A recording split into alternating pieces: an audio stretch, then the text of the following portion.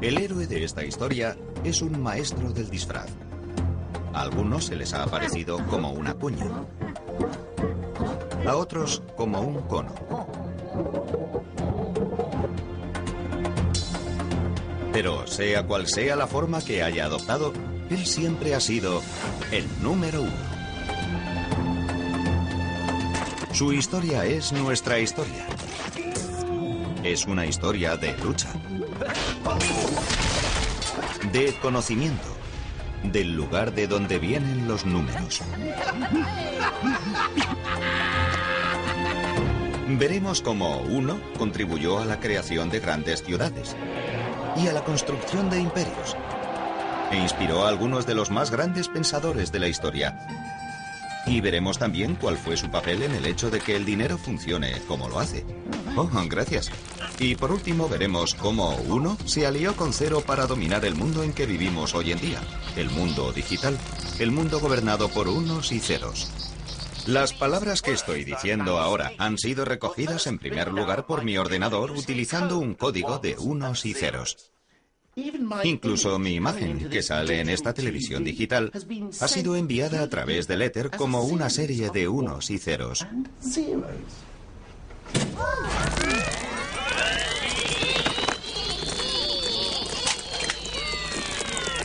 Pero, ¿cómo han llegado estos dos dígitos a dominar el mundo? Eso no ha sido siempre así. De hecho, durante la mayor parte de la historia humana, el cero ni siquiera ha existido.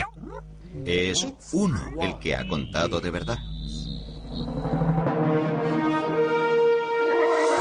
La historia del número uno.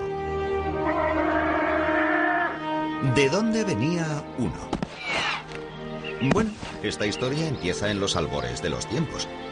Hace 3.042.059 años, el primer primitivo uno salió reptando de aquel caldo primigenio para vivir en tierra firme.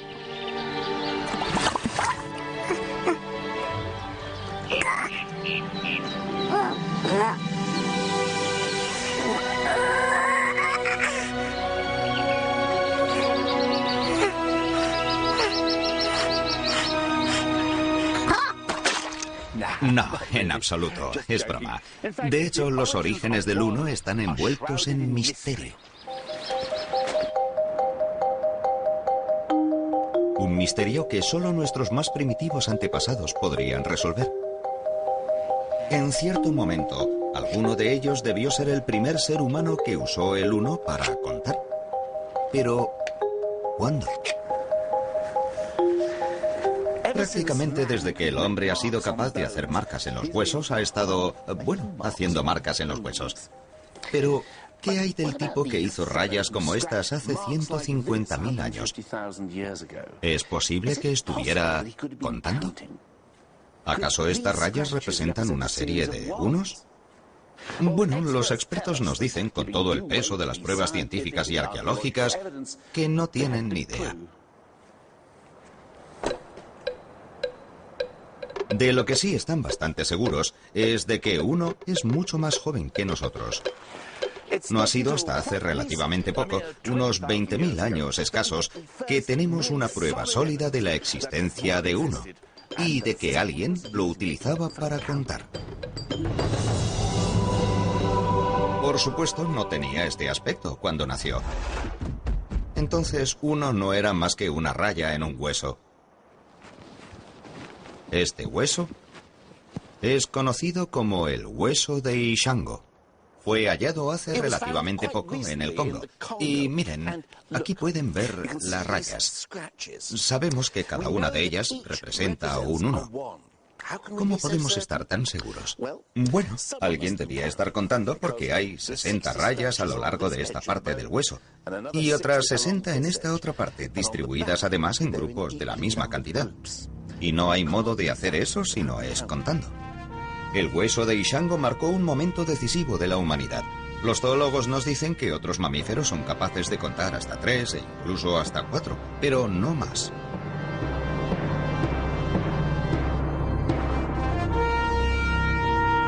Al convertir el 1 en una raya, Nuestros primeros ancestros podían contar hasta 4, 5 y 6 si realmente eran tipos listos. De hecho, podían contar tantos unos como quisieran.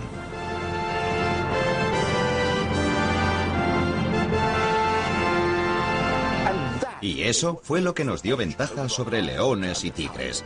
En adelante, contar no tendría límites. Uno había crecido hasta convertirse en un chico grande.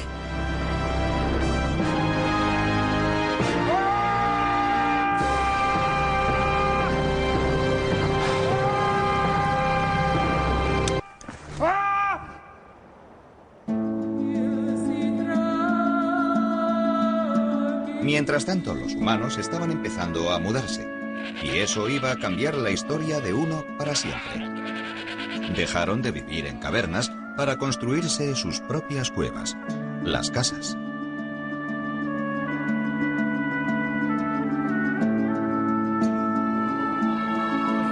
El siguiente acontecimiento importante en la vida de Uno iba a suceder en la antigua civilización de Sumer. Aquí, en el Próximo Oriente, hace alrededor de 4000. Bueno, ahí lo tienen. En aquella época, los sumerios decidieron darle a Uno su independencia. Dejaron de representarlo haciendo rayas en un hueso y lo liberaron, representándolo como una ficha. Esta transformación cambió no solo la vida de Uno, sino también el curso de la historia.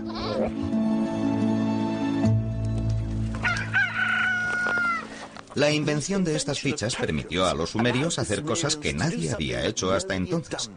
Si tú añades muescas a un palo o hueso, puedes hacer solo eso, añadir o sumar. Pero con las fichas puedes también quitar o restar. Supongamos que tienes 6 gallinas y te comes 5. ¿Y qué es lo que tenemos? Una indigestión. No. Ha inventado la aritmética. Aquel fue el mayor avance de Uno. Para averiguarlo tenemos que ir a un lugar donde no sucedió.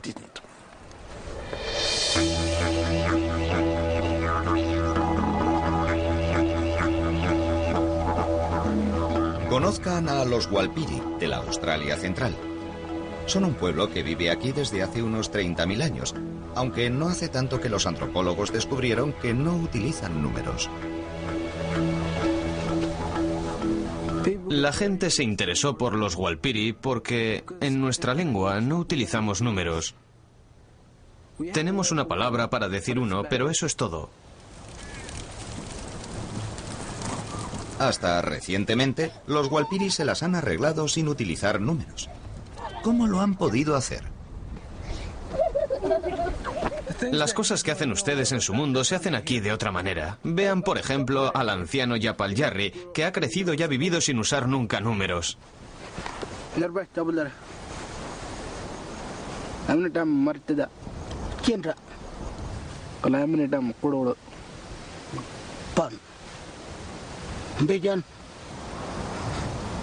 Yapal Jarri nombra a todos sus nietos.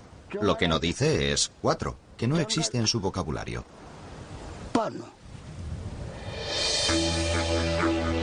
Los más viejos de los Walpiri no hablan de los momentos del día en términos exactos, sino de la posición del sol. Ni siquiera hablan de distancias, pues el mapa de su territorio está hecho no con números, sino con canciones que contienen toda la información que necesitan. Estas canciones de tiempos inmemoriales, profundamente enraizadas en su cultura, constituyen un gran orgullo nacional.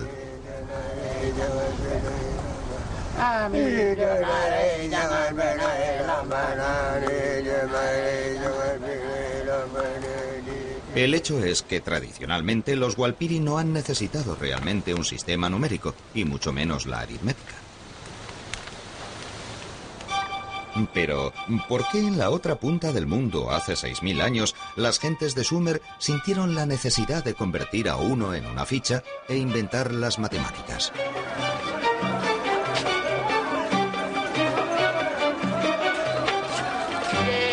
¿Qué tenía tan diferente la vida en el Próximo Oriente?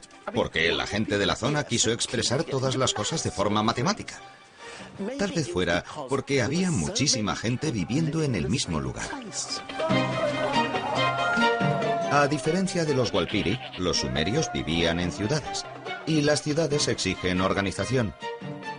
Había que almacenar y distribuir el grano, y averiguar cuánto le tocaba a cada uno requería de la aritmética.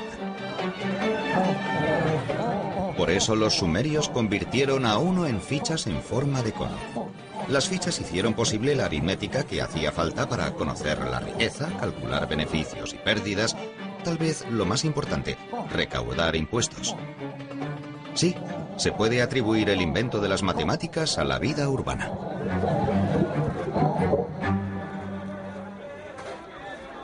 La habilidad de practicar la aritmética no fue lo único que los sumerios necesitaron en su vida urbana. También debían ser capaces de llevar un registro continuo de sus cálculos. Pero el caso es que la escritura no se había inventado aún, y parece que fueron los números las primeras cosas que se escribieron. Sucedió de la siguiente manera. Cantidades concretas de conos se guardaban en bolsas de arcillas que se sellaban para conservarlas a salvo. Una vez sellada la bolsa, ¿cómo podían acordarse de cuántos conos tenía cada una? Era un pequeño problema. Pero, un momento. Cogieron otro cono e hicieron en la parte exterior de la bolsa tantas impresiones como conos había en su interior. Después, alguna mente brillante se dio cuenta de que no necesitaban las bolsas para nada. Y ni siquiera hacían falta los conos. Podías hacer marcas directamente sobre una tablilla de arcilla y ya está. Tenías un registro de la cantidad. Había nacido la noción de la escritura. Los matemáticos sumerios eran ahora capaces de mantener registros permanentes de sus cálculos, y estos podían llegar a ser más complejos que nunca. Solo unos pocos elegidos, a los que se entrenaba desde la infancia, eran iniciados en los misterios de los números. Llegaron a ser una élite poderosa y muy bien pagada, a la que aún hoy rendimos homenaje. Eso es, el gran legado de los sumerios al mundo fue el contable.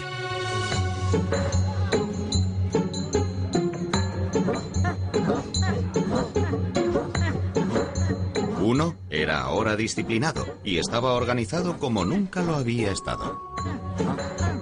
Se convirtió en una poderosa herramienta. Podía ser utilizado para construir imperios, que es precisamente lo que le sucedió a Uno en su siguiente reencarnación.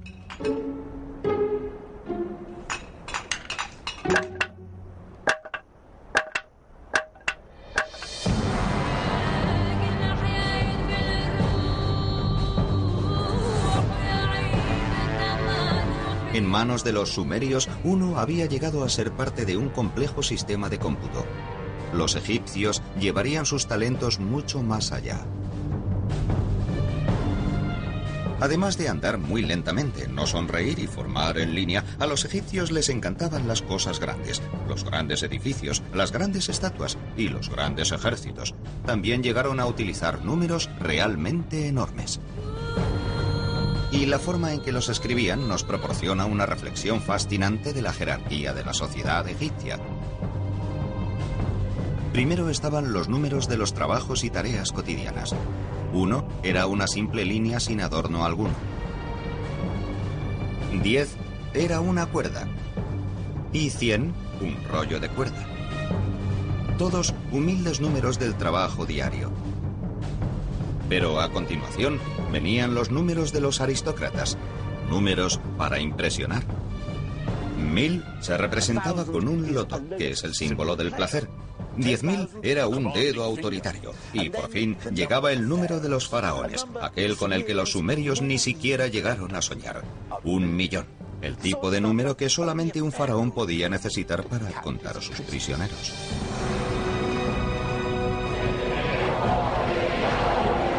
Fue el primer millón de la historia, y el símbolo que lo representaba era un prisionero implorando perdón, o puede que un contable rogando que no le hicieran contar más prisioneros.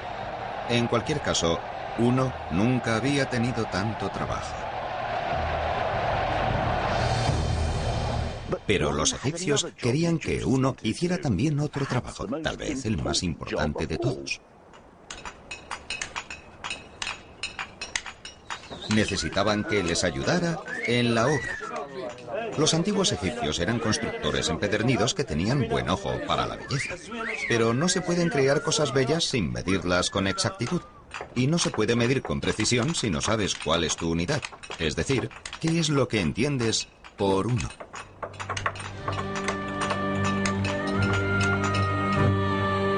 Tratando de resolver este problema, los egipcios harían algo que nadie había hecho antes. Definieron su propia versión de uno. Y la basaron en la longitud del brazo de un hombre contada del codo a la punta de los dedos, más la anchura de la palma.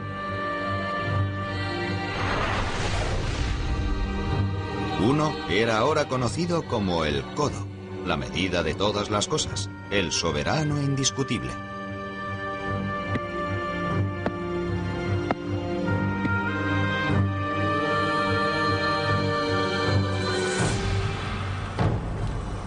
Estos unos oficiales, las barras maestras de un codo, eran tan importantes que se guardaban celosamente en el templo. Se hacían copias de ellas y se distribuían para que a lo largo de todo el imperio, fuera cual fuera la edificación, todos supieran lo que querían decir con uno. Y con esta simple barra de medida, los egipcios pudieron completar sus vastos proyectos arquitectónicos con asombrosa precisión. Si uno no se habría convertido en el codo, algunas de las maravillas del mundo habrían sido, bueno, menos maravillosas.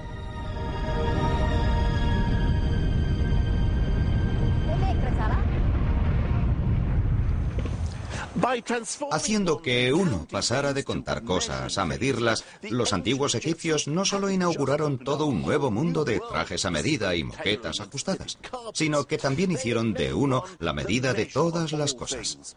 Uno se había convertido en soberano, pero su destino iba a ser aún más especial. Se iba a convertir en la esencia del universo.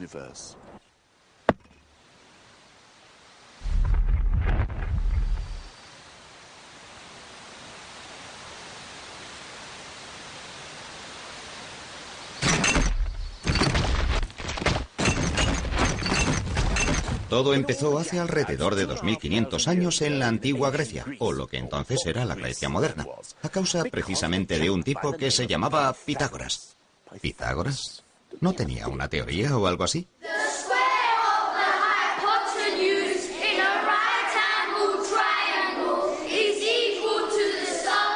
Eso es el teorema de Pitágoras. Un poco aburrido, yo nunca lo entendí. Actually, I think that Pythagoras was a pretty interesting bloke. ¿Ah, sí? He had a school in which all his pupils had to give up their worldly possessions, eat only vegetables, and swear never to touch beans. ¿Cómo se explica eso? Pythagoras believed that when you fart, a bit of your soul escapes. Es asombroso qué cosas se aprenden hoy en la escuela. Es verdad que Pitágoras era un poco, bueno, raro, por decirlo de alguna manera suave. Estudió en Egipto y en el Próximo Oriente, y cuando volvió a casa abrió su escuela vegetariana de matemáticas. Aquí se dedicó completamente a explorar las maravillas y misterios contenidos en los números. Pitágoras fue el primer hombre que distinguió los números pares e impares y les dio sexos. Mientras el 1 era macho, el 2 era hembra, y así sucesivamente. También tenía afición a los números enteros, que eran grupos de unos. Advirtió que ciertos números enteros crean formas agradables. 3 hace un triángulo, 4 un cuadrado.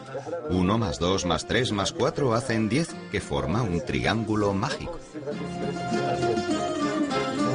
Pitágoras estaba también convencido de que 1 contribuiría al fin a explicar una de las cuestiones filosóficas fundamentales de la época.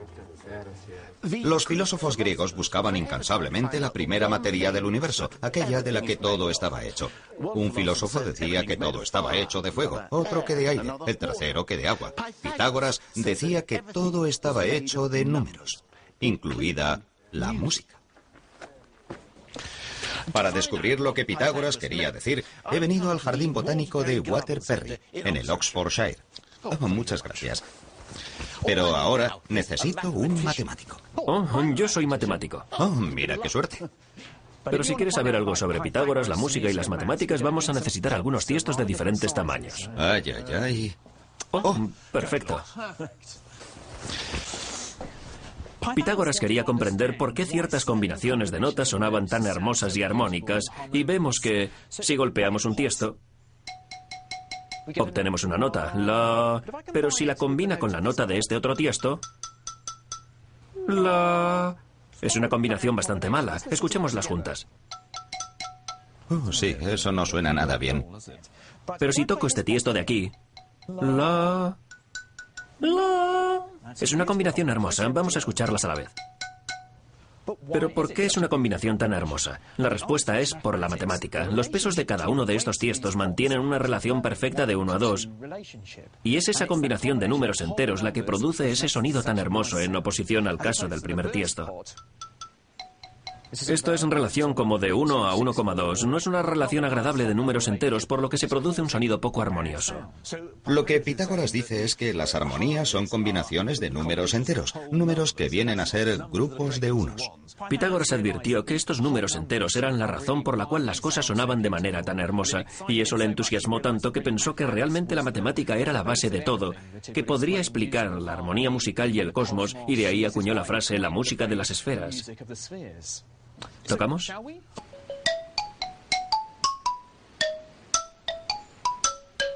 Si la belleza de la música se basaba en números enteros, Pitágoras pensó que lo mismo sucedería con todo lo demás.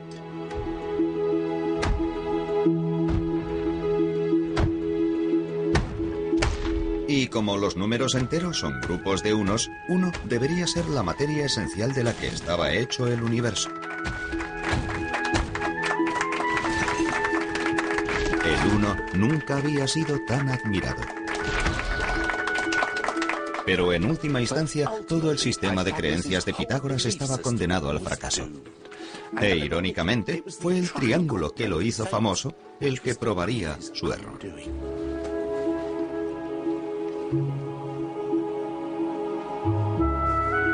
Si uno estaba en el corazón de todas las cosas, debería estar también en el corazón de todos los triángulos, incluido el triángulo rectángulo de 2 lados iguales. El problema es que no es así. Pitágoras siguió intentando reducir los 3 lados a una cantidad exacta de unidades, pero eso era sencillamente imposible. Cuando uno de sus discípulos trató de hacerle ver este asunto, los demás lo ahogaron. Todo el sistema de creencias de Pitágoras de que el mundo estaba hecho de unidades era falso.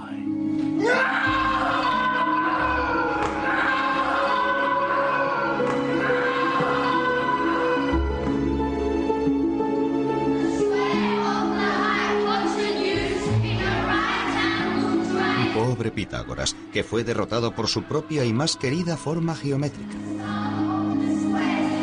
El uno, sin embargo, estaba a punto de embarcarse en una nueva aventura. Solo que antes tendría que hacerse algo menos real.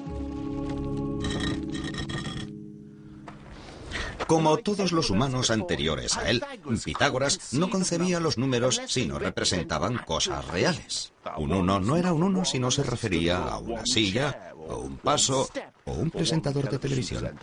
Pero los matemáticos que siguieron a Pitágoras rompieron estas restricciones. ¡Eureka! ¡Eureka! Sí, Arquímedes es hoy famoso por haber sido el primer streaker de la historia, pero de hecho fue el más grande matemático de la antigüedad. ¡Eureka! ¡Eureka! A Arquímedes le encantaba jugar con los números y llevó a las matemáticas al reino de lo inimaginable porque en esos juegos permitió que los números hicieran cosas imposibles, como calcular cuántos granos de arena harían falta para llenar el universo. Pero por muy tontos que estos juegos nos puedan parecer, con ellos obtuvo a veces resultados prácticos de los que aún hoy en día nos beneficiamos. Por ejemplo, estaba obsesionado con qué pasaría si tomabas una esfera y la convertías en cilindro. ¿Cuál sería la diferencia en el área ocupada? Bueno, a mí personalmente me importa un bledo, pero Arquímedes vivió el día más feliz de su vida cuando consiguió por fin dar con la fórmula. Y aunque era una pura bravuconada matemática, resultó ser a la postre sorprendentemente práctica, porque gracias a Arquímedes, los cartógrafos del futuro pudieron tomar el globo terráqueo y trasladarlo a un plano. 1 no era ya la esencia del universo. pero contribuía a crear la era dorada de las matemáticas teóricas.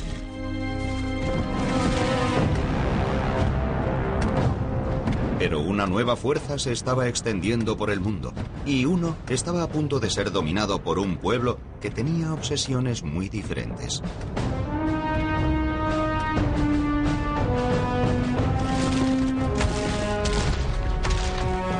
Arquímedes vivía en Siracusa, y cuando los romanos la invadieron en 212 a.C., él estaba en mitad de un cálculo particularmente complicado.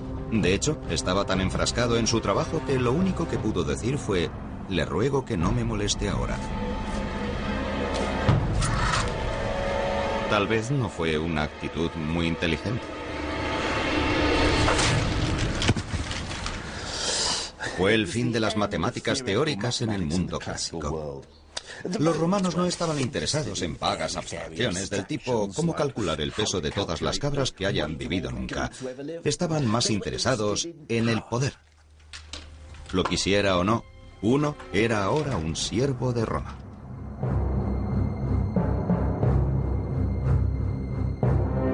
Debía abandonar el vertiginoso mundo de las matemáticas abstractas y centrarse en preocupaciones más prácticas.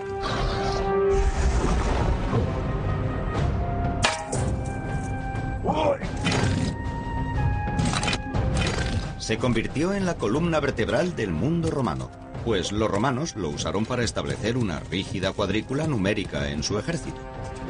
Había 10 hombres en una sección. Y 10 secciones, es decir, 100 hombres, constituían una centuria. 2 centurias hacían un manípulo, palabra que literalmente significa un puñado. Y supongo que eso es lo que serían 200 soldados romanos. Incluso los castigos se basaban en principios numéricos. Si una legión sufría una derrota humillante, toda la legión era diezmada. Es decir, se mataba a 1 de cada 10 hombres, independientemente de cuáles hubieran sido las responsabilidades de cada uno.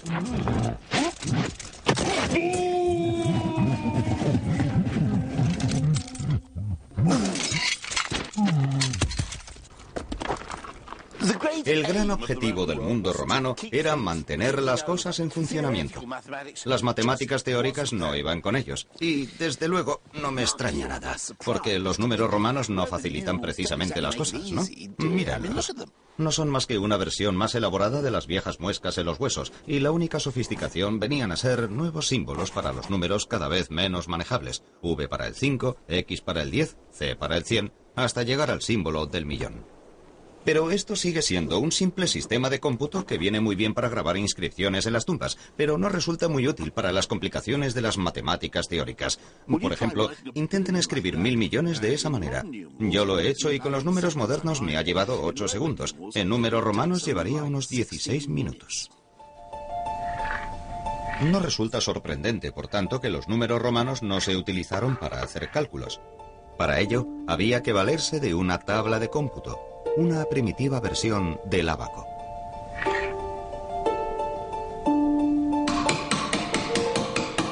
Los propios números solo se usaban para registrar los resultados. Tal vez no sea casualidad que, a diferencia de los griegos, hoy en día no se recuerde ni un solo matemático romano.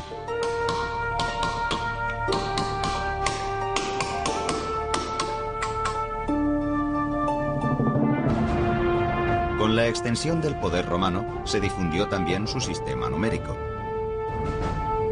A lo largo de los siguientes 500 años, toda Europa, de España a Turquía, cayó bajo dominio romano, y sus números siguieron utilizándose incluso después de la caída de su imperio.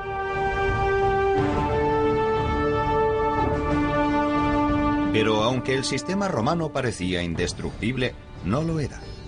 Su perdición vendría del este, de la India, para ser más preciso, alrededor del año 500 de nuestra era.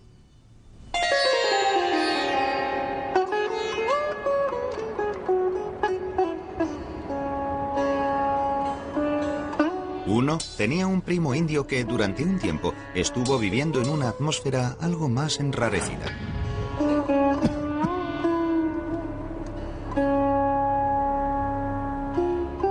Los indios parecían haber estado mucho menos preocupados por la organización militar que por la renuncia al mundo y la búsqueda de la iluminación.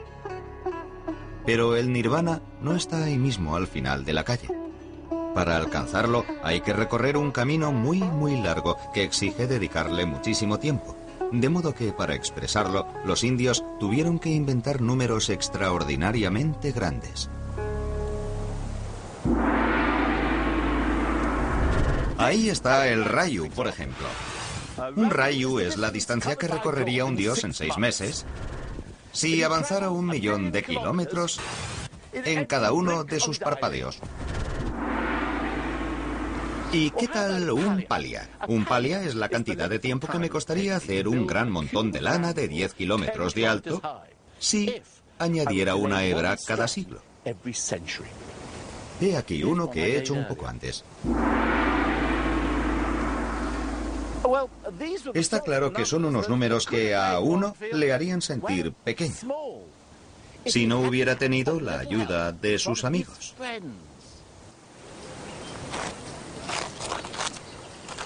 A diferencia de los romanos, los indios maquinaron un sistema que podía arreglárselas con números vastísimos. Desarrollaron un símbolo diferente para cada cifra del 1 al 9. 1, 2, 3. O, para decirlo de una vez, los números arábigos.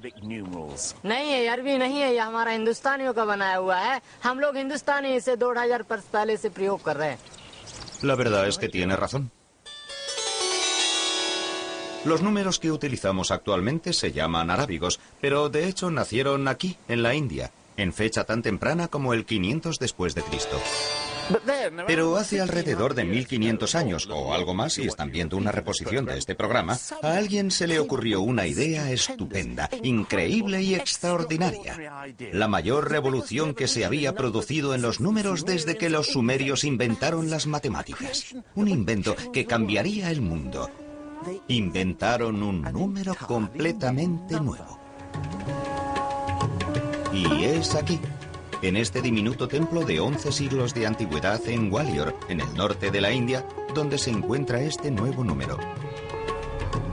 Y después de recorrer 6.500 kilómetros, por fin voy a verlo.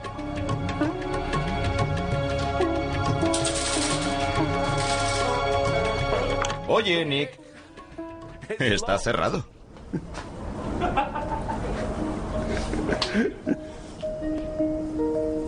Así que esperamos. Y mientras lo hacíamos, empecé a preguntarme cómo es que este nuevo número no se había inventado antes. Es un numerito sencillísimo que se dice en un momento y se escribe aún más rápidamente. Ah, aquí está. Pero una vez inventado, transformó la vida de uno de una manera que acabaría cambiando también el mundo entero. Bueno, he aquí el ejemplo indiscutible de la mayor invención india, el nuevo número. El santo grial de los números. El 0. Por primera vez en la historia de la humanidad, alguien hizo de la nada un número. La inscripción dice que se plantó un jardín para producir flores para el templo, y para asegurarse de que tendrían suficientes flores, el jardín debía medir 187 por 170 astas, alrededor de 8 hectáreas. Mientras los romanos usaban los números para registrar sus conquistas y contar cadáveres, estas gentes los utilizaban para asegurarse de tener las provisiones necesarias para sus arreglos florales. Y ustedes dirán, ¿a qué viene tanto rollo? O sea, ¿qué tiene de maravilloso inventarse un símbolo que significa nada? Si alguien me preguntara cuántas cosas tengo en la mano, podría decir simplemente que no tengo nada y no necesito un 0 para eso. Bueno, un 0 solo tal vez no sea nada, pero al combinarlo con 1, empezó la magia.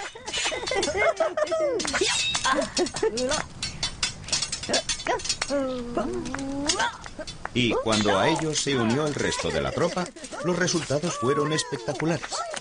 Con solo 10 dígitos, los indios podían hacer números infinitamente grandes e infinitamente pequeños. Los romanos no podían hacer esto. 1 había encontrado en 0 a su compañero ideal, y este fue un emparejamiento que habría de cambiar el mundo. Con la ayuda del resto del equipo, permitieron a la ciencia india avanzar extraordinariamente. Los astrónomos indios, por ejemplo, llevaban siglos de ventaja a los del mundo cristiano.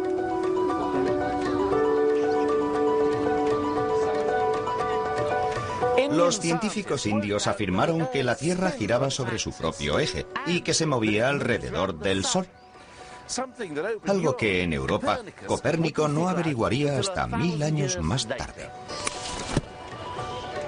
Los científicos indios también calcularon el diámetro del globo terráqueo y se equivocaron en menos de un 1% del que realmente es. Todo eso fue posible gracias a la participación de 1, 0 y el resto de la tropa de números. Fueron una gran sensación y su fama se extendió rápidamente por toda la Tierra. Antes o después se iba a producir un conflicto con los números romanos. Pero por ahora, 1, 0 y sus amigos se abrieron camino a través de los desiertos de Arabia para conquistar una de las sociedades más sofisticadas de la época en lo que hoy es Irak.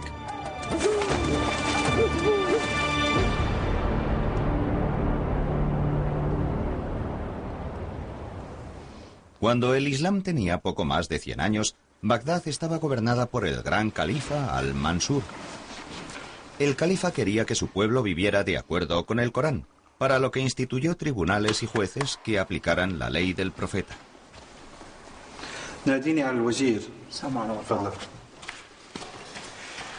Pero la ley del profeta está llena de instrucciones que requieren severos cálculos matemáticos, si han de cumplirse con exactitud. Por ejemplo, a diferencia de lo que sucedía entre los cristianos, el Corán establece que la mujer obtenga su parte de una herencia. El libro dice, hay una parte para el hombre y otra para la mujer, cada una de las cuales depende del número de los demás parientes y de su relación con el difunto. Hacer todos esos cálculos requería la utilización de fracciones y ratios, pero los árabes de la época contaban aún con los dedos. No es que no estuvieran dotados para la aritmética compleja, es que su sistema numérico no les permitía avanzar más. Pero un día llegó a la corte un embajador de la India. Debía aparecer ante el gran califa con algún tipo de presente, pero el califa era un hombre de riquezas infinitas. Resultaba difícil saber qué regalarle. Vaya que una camiseta que dijera "Adoro la India" no habría servido. El embajador, sin embargo, había sopesado largo y tendido el asunto y decidió presentar al califa unos de los mayores obsequios que se le podían haber ocurrido: los números.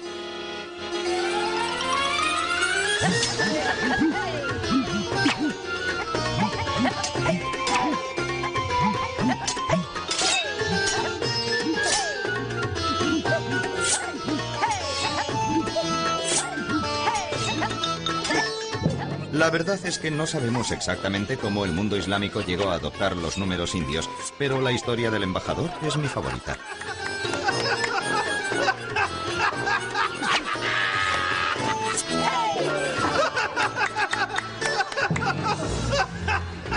Lo que sí sabemos es que los eruditos musulmanes quedaron prendados por 1, 0 y el resto de la tropa. Y el más famoso de aquellos fue un hombre llamado Al-Khwarizmi. Al-Khwarizmi. Al-Khwarizmi. ¿Khwarizmi? Al-Khwarizmi. Al-Khwarizmi. Eso es.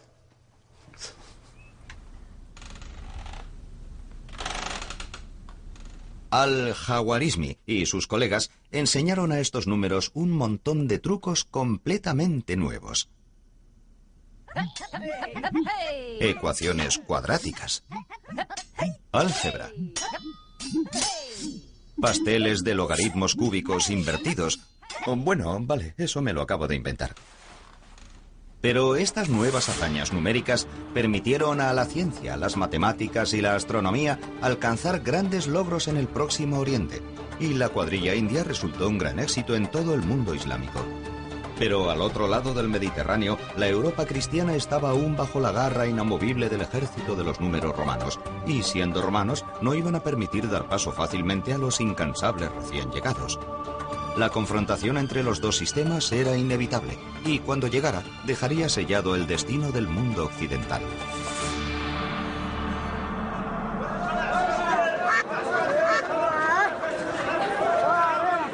El principio del fin de los números romanos empezó en las costas del norte de África.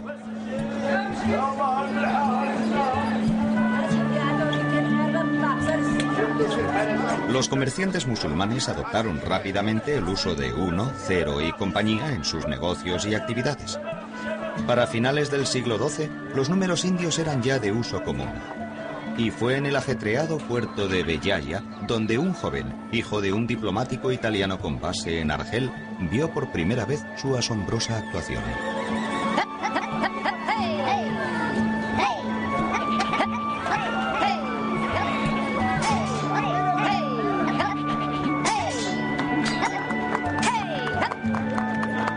Cuando llegué a introducirme en el arte de los 9 símbolos de los indios, su conocimiento me satisfizo más que cualquier otra cosa en el mundo, y llegué a comprenderlo bien.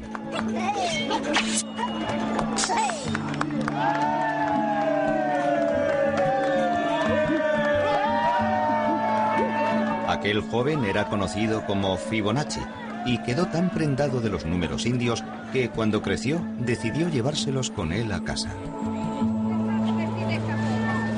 En 1202, Fibonacci escribió un libro sobre el cálculo llamado, el libro del cálculo. Hoy está considerado como uno de los grandes matemáticos de todos los tiempos, y su libro constituyó un auténtico escaparate para los números indios. Pero Fibonacci no era solo un teórico en su torre de marfil. Parte de su libro de cálculo estaba destinada especialmente a los comerciantes, a los que les mostraba lo útiles que podían ser los números indios para calcular sus beneficios. Tal vez piensen que no era especialmente rompedor, pero esta era la época en la que el capitalismo empezaba a salir a la luz en Europa, y el libro de Fibonacci se convirtió en lectura obligada.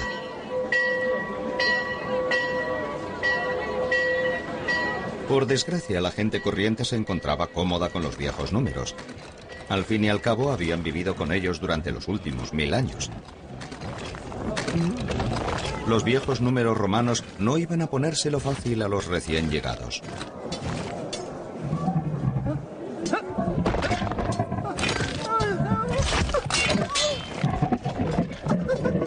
Y no era solo una cuestión de tradición. El cliente o comprador medio tenía algunas buenas razones para preferir el sistema antiguo. Por ejemplo, muchas ciudades italianas tenían su propia moneda en la Edad Media, de modo que cada vez que me encontraba en una nueva ciudad o en un nuevo plató con sus extras convenientemente disfrazados, como es el caso, tenía que acudir al banco o banca del cambista. Una banca era una mesa de contable, poco más que un ábaco con fichas en vez de avalorios. Los hombres que operaban con ellos, los banqueros, debían prestar un juramento de no engañar a sus clientes. Y si los magistrados descubrían que alguno engañaba a los clientes, venían y le rompían la banca en la que trabajaba, de donde procede la expresión bancarrota, que aún usamos hoy en día. Hola, ¿cuánto me da por esto? En este momento está contando. Es tranquilizador comprobar que está utilizando números familiares, que son, por supuesto, los números romanos. Y está usando este ábaco, de modo que al menos veo lo que está haciendo. Eso es lo que voy a recibir, ¿no? Muy bien, muchas gracias. Ha sido un placer hacer negocios con usted. Pero, ¿qué pasaría si fuera donde uno de esos chicos listos que usan los nuevos números indios? Hola, ¿cuánto me va a dar por esto?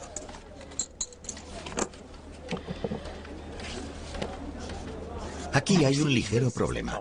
Si yo fuera un cliente medieval, no tendría ni idea de lo que está escribiendo. Así que no me extraña que la gente se mostrara recelosa. Si mi banco empezara a llevar mis cuentas en chinos, también me preocuparía un poco. Oh, gracias, pero no tengo ni idea de cómo ha llegado hasta ahí. Bueno, en cualquier caso, gracias. Esta desconfianza llegó a ser extrema. En 1299, la ciudad de Florencia llegó a prohibir que los comerciantes usaran los nuevos números en sus cuentas. Debían usar números romanos. Pero ninguno fue tratado con más recelo y despecho que el compañero de uno, 0. Un escritor lo describió como un signo que crea confusión y dificultades.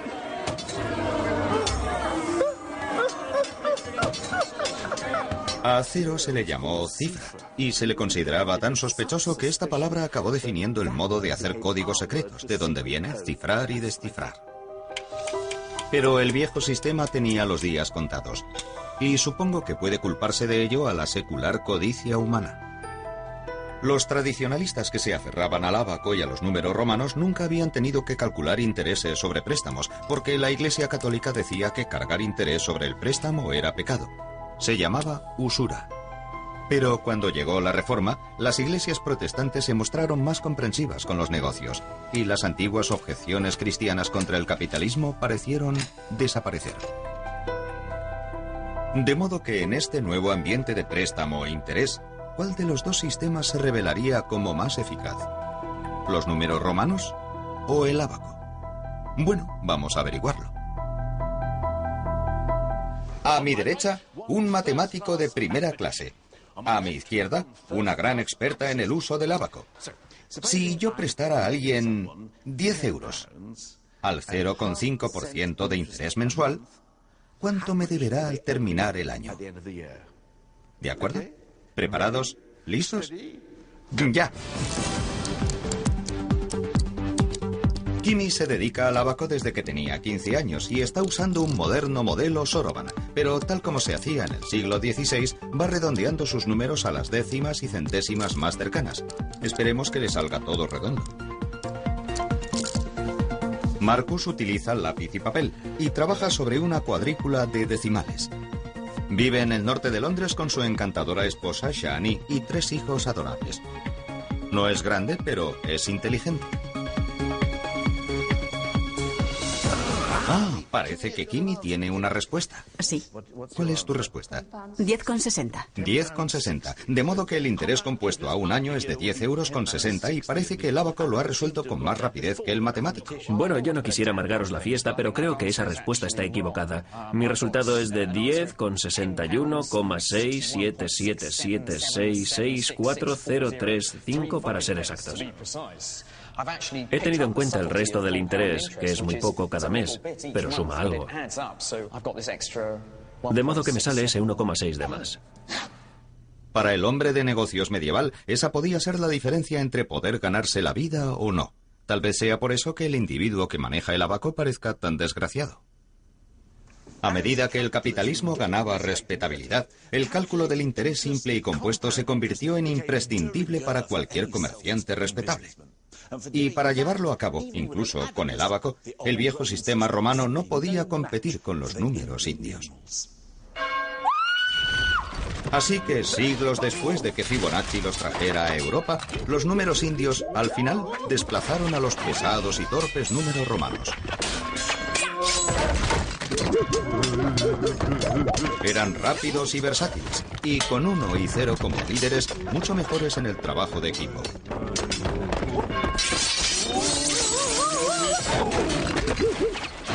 Cuando llegó el final, resultó pan comido. Los viejos números romanos cayeron por fin en bancarrota.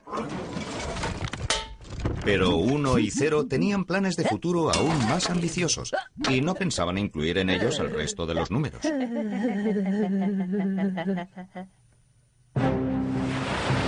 Mientras tanto, la tropa completa de los números indios había conquistado el mundo occidental. Con ellos, los navegantes europeos hallaron más fácil calcular la latitud en la que se encontraban y así atreverse a cruzar el gran océano lejos de la vista de la Tierra. Así es como tropezaron con América. Y los nuevos números se convirtieron en el vocabulario de la banca moderna tal y como lo conocemos hoy. Pero aún había mucho espacio para el viejo problema de el error humano.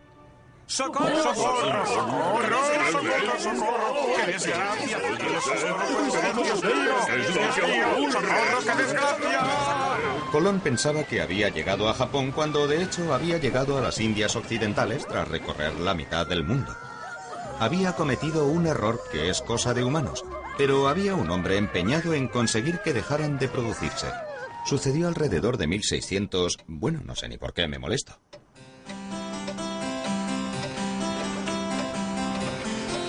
Gottfried Wilhelm Leibniz fue uno de los grandes matemáticos de todos los tiempos, que estuvo decidido a librar a la humanidad de la maldición del error humano.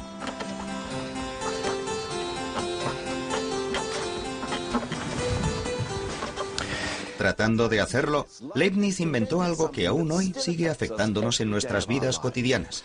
Y lo que es más, es un invento que daría a nuestro viejo amigo Uno la oportunidad de gobernar el mundo.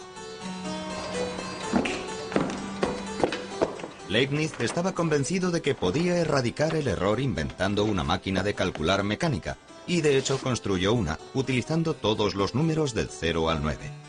Pero después tuvo una idea mejor, inspirada por su filosofía. Es verdad que, mientras el completo vacío y la jungla sombría pertenecen a Cero, él es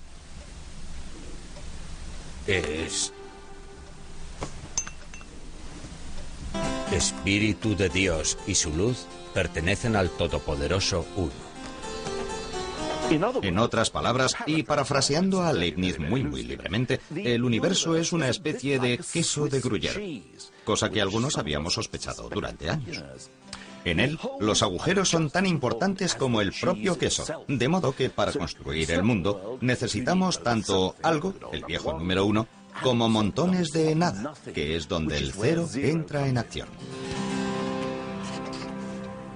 Leibniz estaba convencido de que 1 y 0 eran los únicos miembros del equipo realmente necesarios. Afirmaba que con estos dos números podría hacer realidad cualquier sueño matemático, y lo que es más, eliminar el error humano. Se libró del resto de los números y desarrolló un sistema que usaba solo unos y ceros, el llamado sistema binario. Pero un minuto, ¿cómo se pueden expresar todos los números solamente con el 1 y el 0? Creo que es hora de que consulte a alguien que sabe de qué hablamos. Marcos, necesito entender el sistema binario. ¿Binario? Bien, déjame mostrarte un número en sistema binario. De acuerdo. He aquí el número 9 escrito en sistema binario. Se usan solo unos y ceros, y se escribe cualquier número. Solamente con unos ceros. Esto es 9 en binario. Bueno, a mí me parece que es 1001. Eso es porque estás obsesionado con tus 10 dedos y quieres contar las cosas de 10 en 10. En el sistema decimal tienes en cuenta cuántos unos hay en la primera columna, cuántos dieces en la segunda, cuántos cientos y cuántos miles. Pero en el sistema binario las cosas funcionan de otro modo. En él hay que fijarse en cuántos unos, cuántos doses, cuántos cuatros y cuántos ochos hay en cada columna. Aquí tenemos un huevo. Debemos representar este número utilizando solo unos y ceros. Sí. Bien, entonces solo podemos poner un huevo o no ponerlo. Hay un huevo en el 1. Un huevo representa a 1. Ahora déjame enseñarte cómo es 9 en binario. Aquí un lote de 8. Tengo un huevo en la cuarta columna. Un 1. Sí, un lote de 8 en la cuarta columna. Y 9 es 8 más 1. De modo que necesito otro 1 en la columna de los unos. Así que en sistema binario, 9 es un 8. Ningún 4, ningún 2 y un 1. Asombroso. Pero, ¿qué pasa con los demás números? Bueno, después de unas 3 horas de clase, llegué a comprender que era posible expresar todos los números utilizando solo unos y no unos. Incluso llegué a convencerme de que no hacía falta usar huevos para hacerlo.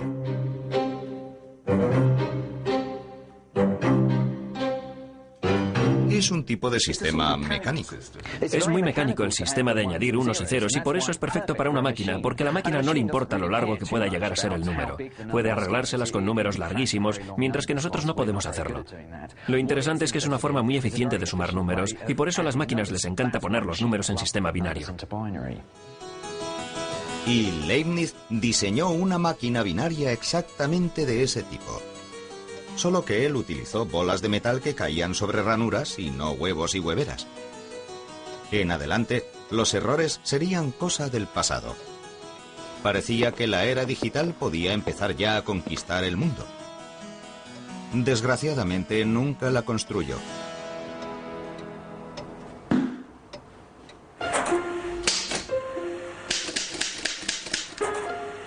Uno y 0 debían esperar aún otros 265 años antes de ponerse bajo la luz de los focos.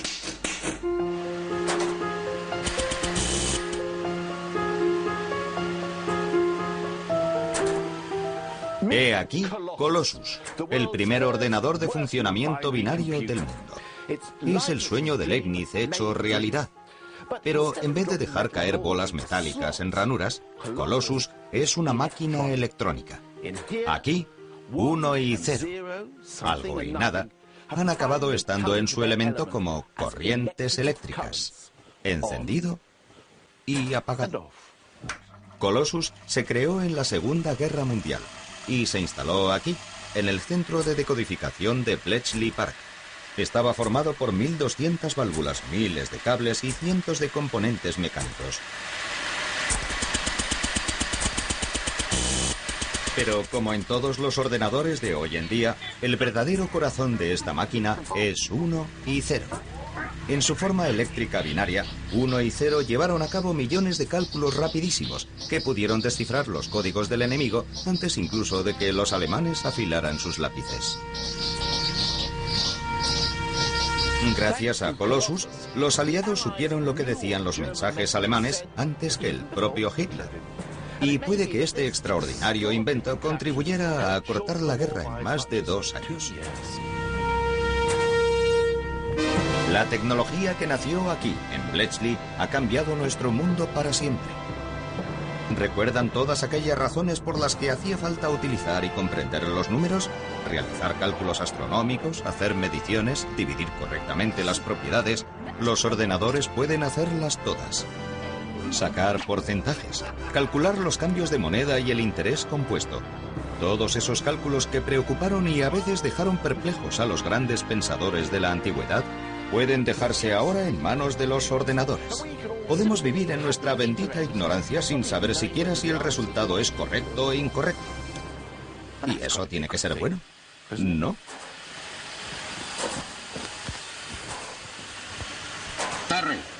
Terry, ¿dónde vas, Terry?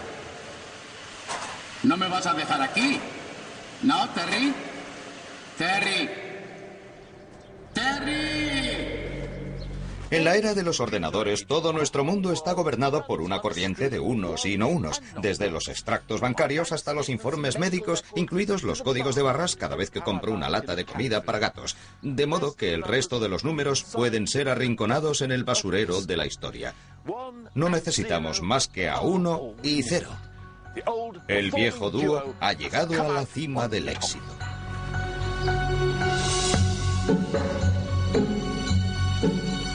Esperamos poder controlar a estos pequeñajos.